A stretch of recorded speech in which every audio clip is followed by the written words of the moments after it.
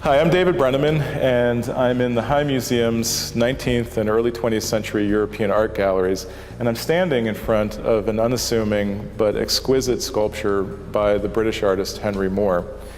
It's a sculpture made out of wood, and in the early 20th century, a number of artists discovered wood carving as a means to make sculpture, as a basis for sculpture. This approach really was a reductive approach and involved carving away the excess to reveal the form inside.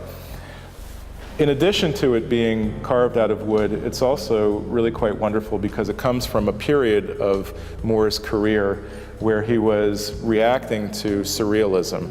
And although his work always has a human element in it, it's always based on the human form, this particular sculpture is probably one of the most abstract that he would ever make. Nevertheless, if you look at this sculpture from certain angles, you'll actually see on what might be considered the torso of the figure two bumps, and then if you look at the top, sort of perhaps what corresponds to the head, you'll see a kind of a little bit of a recession. It's possible to imagine that the sculpture started out as a meditation on the female form. But because of the influence of surrealism, Moore creates something that's much more biomorphic, meaning that it's vaguely organic, but that the form really kind of is melting and is abstracted in that process. It's a really fantastic sculpture. Moore is I think best known for his later works, particularly his monumental works in bronze.